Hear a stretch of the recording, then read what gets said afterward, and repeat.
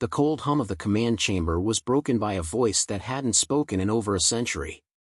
Unknown Terran signal detected, the AI intoned flatly. Admiral Voss looked up from his desk in Geneva's orbital command. The words pulsed in red on the ancient monitor: binary protocol, pre-unification Terran format. No one had used that language in over 100 years. He hesitated, then tapped the console. "Decrypt it," he ordered. The screen flickered. Static cleared. Then the message unfolded. "Help US. They are coming. Zera 4. Children dying. Earth, please." There was no source signature. Only coordinates. Voss leaned back, heart thudding. He whispered one name. Elara. Elara Miles stood alone in her mountain cabin, hands deep in soil, tending a dying tomato plant. The call came through her neural relay, slicing into her piece like a blade. "Commander Miles, classified signal received. Geneva requests immediate presence. Level black." She didn't hesitate. The council chamber smelled of ozone and burnt coffee.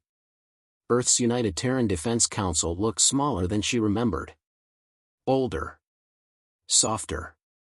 Voss stood as she entered. "You were the last one to use that protocol. We thought you'd want to see this." He played the signal again. Elara didn't blink as it looped. "Zera 4 was decommissioned," one of the counselors muttered. "No life signs. Ghost planet." "Then who sent that?" Elara asked, eyes fixed on the screen.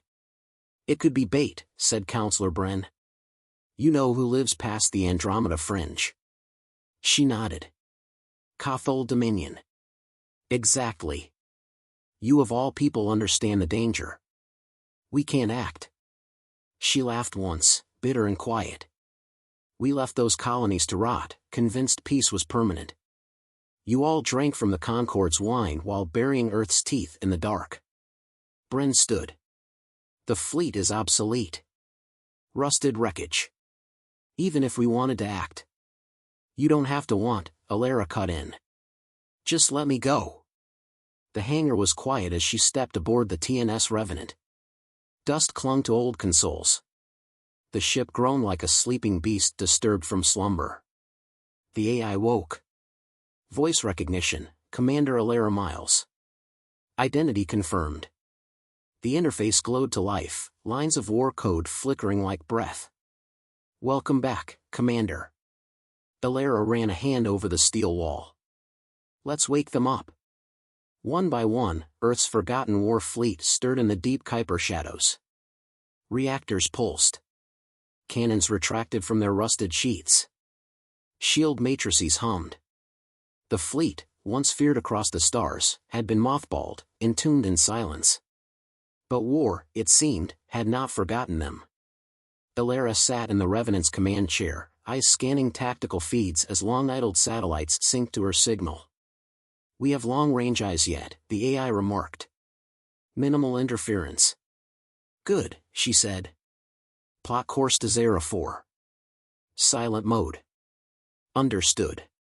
12 hours into the journey, the Revenant crossed into dead space, uncharted lanes the Concorde refused to patrol.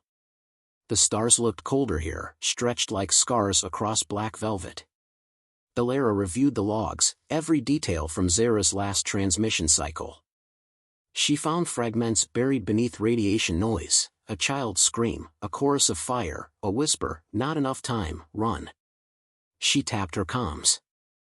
AI. Cross-reference the audio with known dialects. Language detected, variant of pre-Concorde Cathol. Phrase translation, "The purge begins." She exhaled. Then it wasn't just bait. It's extermination. Probability of full-scale operation? Too high to ignore.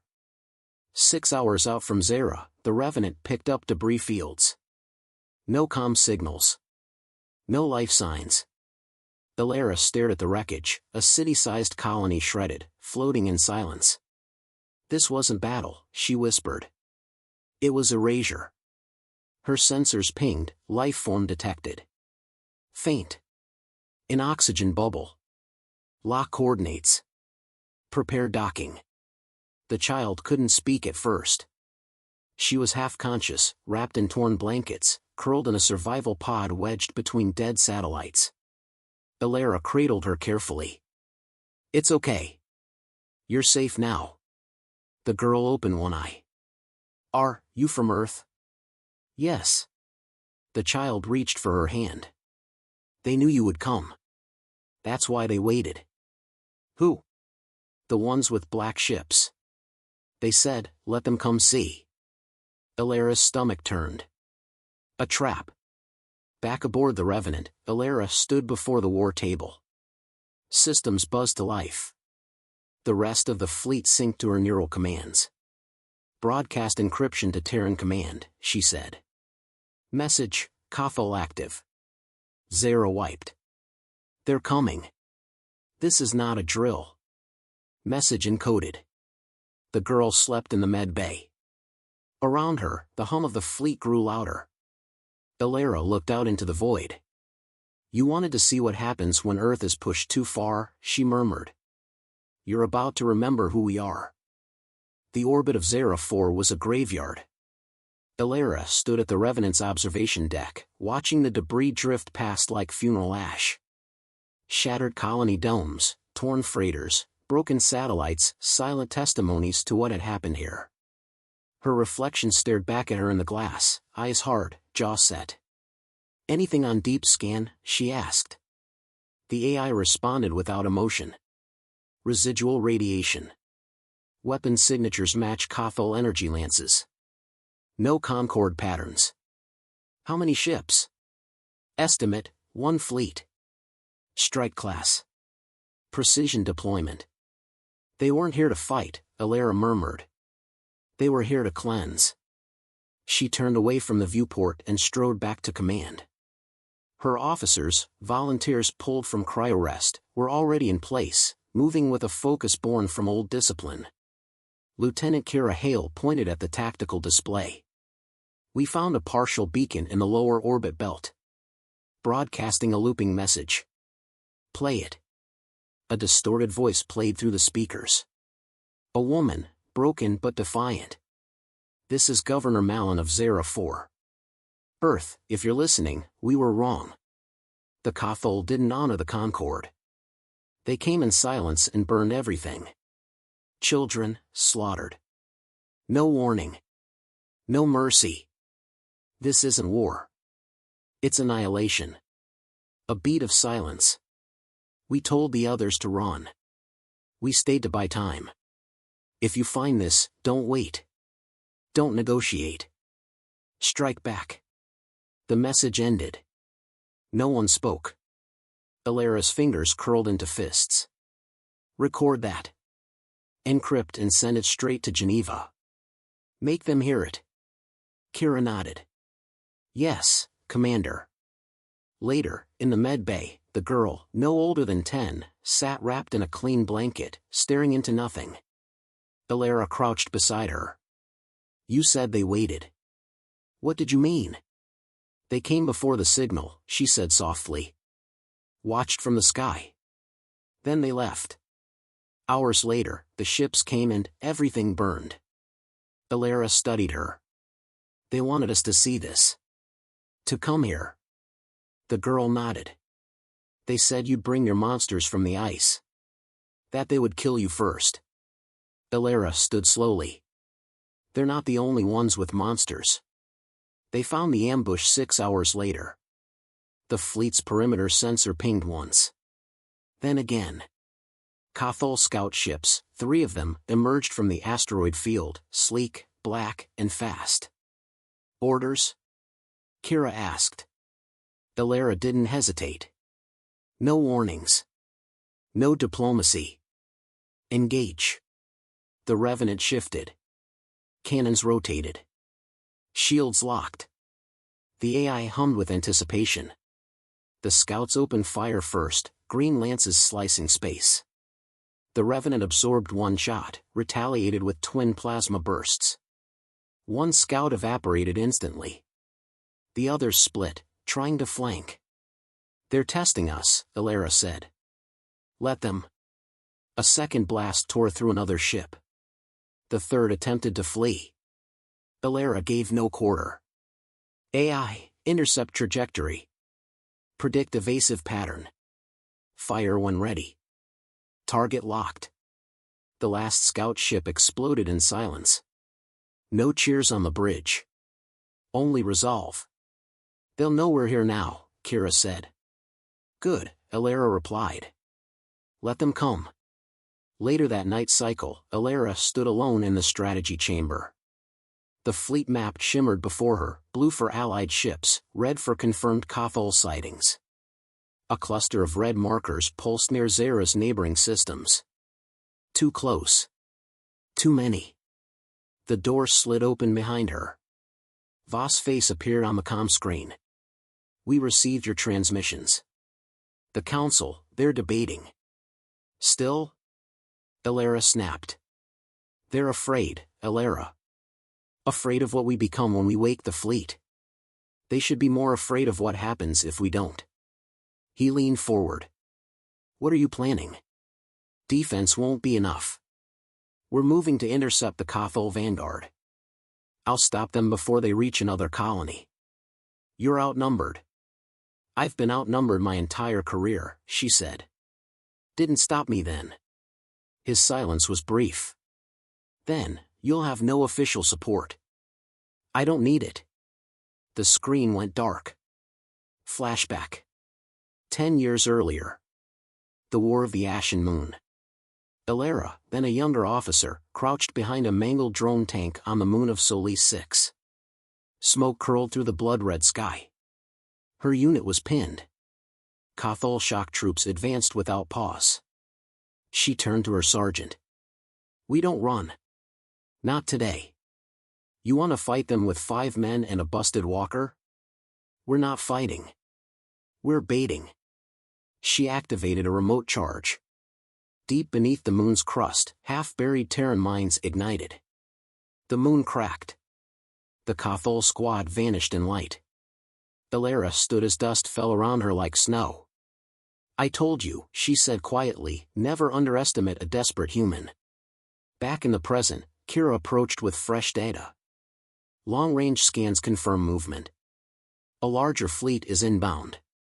At least 15 vessels. Flagship class among them. Zartek? Alara asked. Possibly. Their beacon code is the same he used during the Ashen campaign.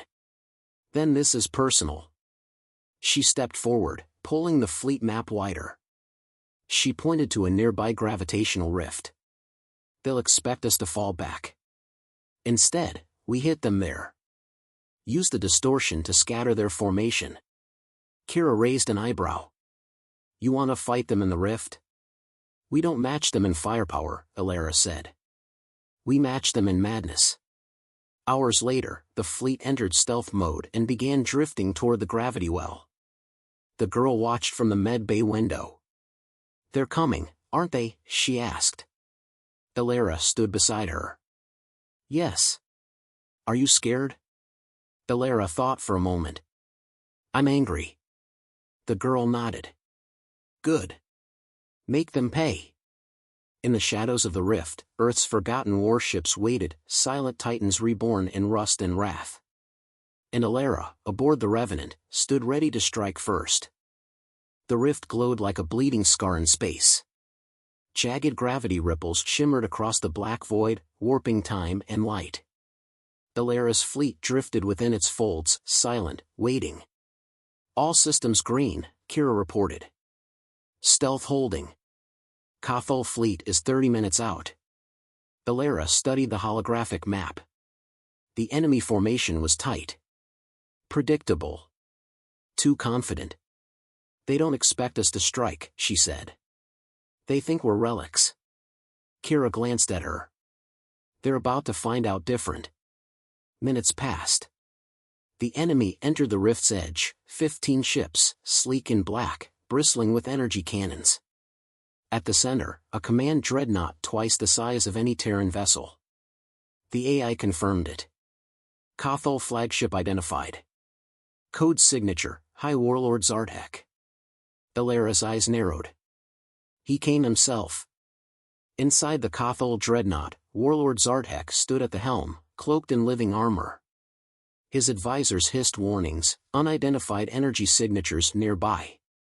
Let them show themselves, he growled. Earth's bones will join the stars they once ruled. He turned to the stars, unaware Earth had already drawn its blade. Ilara gave the order. Uncloak. Fire everything. The Revenant surged forward, flanked by the Awakened fleet. Cannons ignited. Beams of white-hot plasma tore through the void, slicing across enemy lines.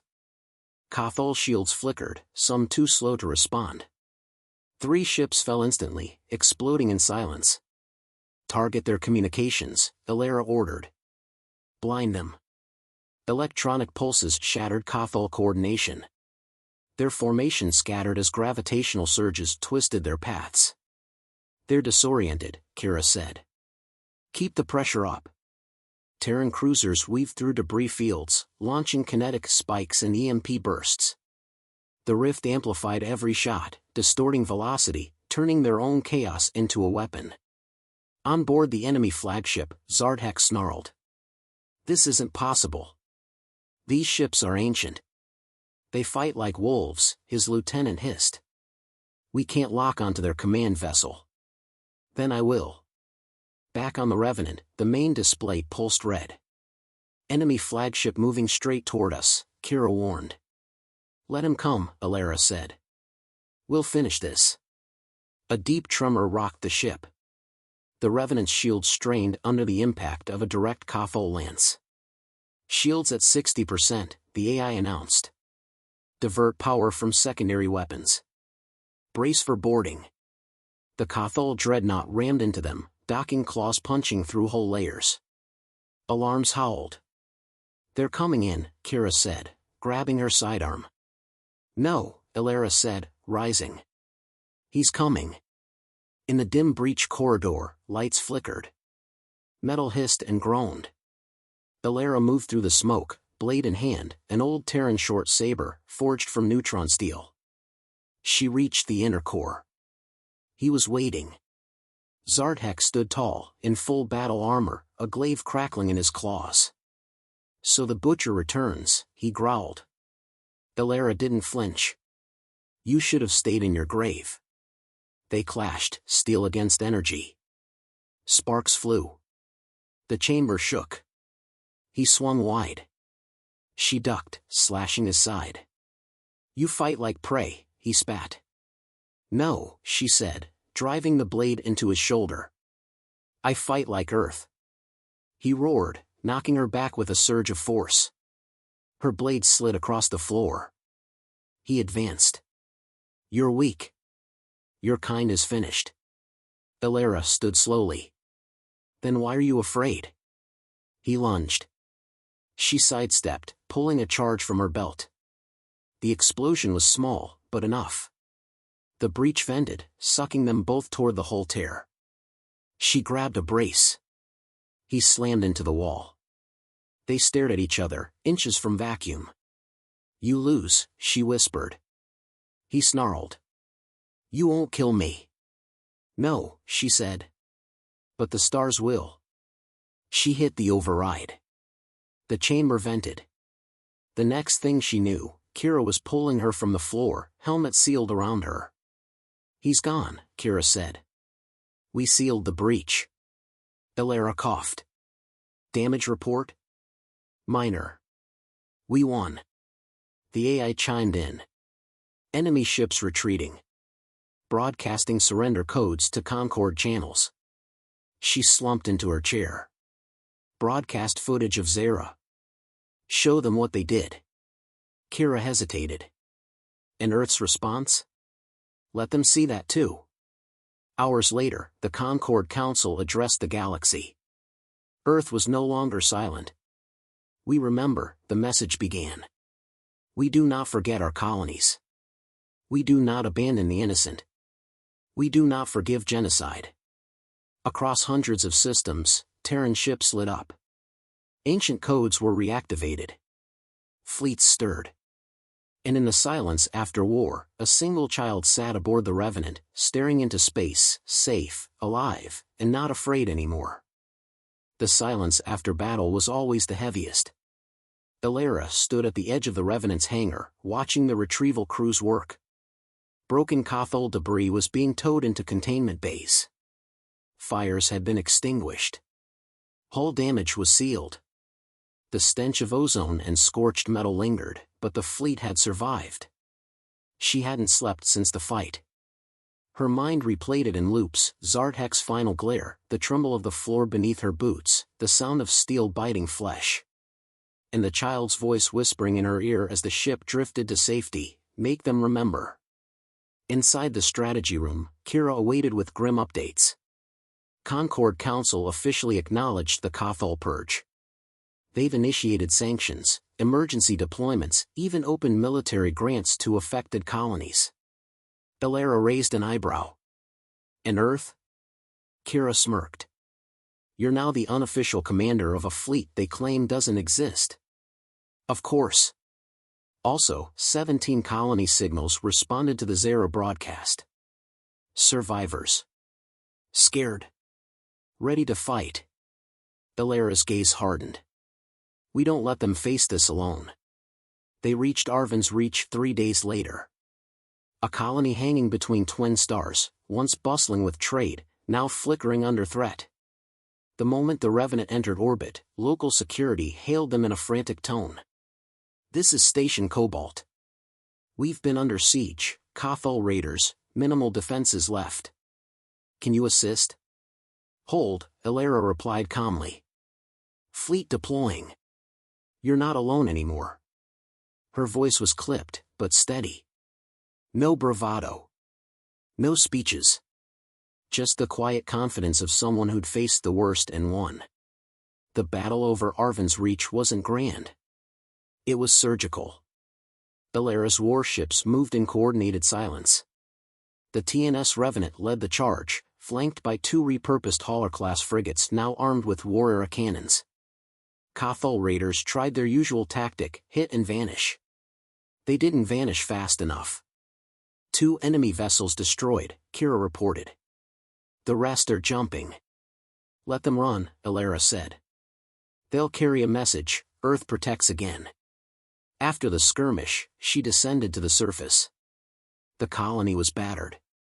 Craters and burnt-out housing modules marked the outskirts. She walked the streets without escort, citizens staring in awe, some approaching with tears in their eyes. "You're from Earth?" one elder asked. She nodded. "Yes." He touched her sleeve. "We thought you'd forgotten us." "No," she replied. "We were only sleeping." That night, aboard the Revenant, the girl, Lyra, they now knew her name, sat at the viewing deck beside Alara. "Did you kill him?" Lyra asked. "Yes." "Good," the girl said. Then, quieter, "But it won't bring my family back." Alara didn't speak for a moment. Then, "No. It won't. But it might save someone else's." They sat in silence, watching the stars. 3 days later, the fleet gathered in orbit over Eltari's cradle, an abandoned Concord station once built to be a beacon of peace. Now it was derelict, overgrown with space moss, lights flickering. Alara stepped into the command spire, activating the old relay. It sputtered, groaned, then hummed to life. "Broadcast open," the AI confirmed. She cleared her throat. "This is Commander Alara Miles of the Earthborn Sentinel Armada. The Cathol Dominion has broken the Concord. Their purge continues, targeting unaligned colonies and vulnerable systems. Zera 4 was only the first spark." She paused. "But Earth is not silent. We will not stand by. If you hear this, know we are alive. We are awake. And we will fight." The signal echoed across thousands of nodes. A day passed. Then another. Messages trickled in. A mining moon requesting protection.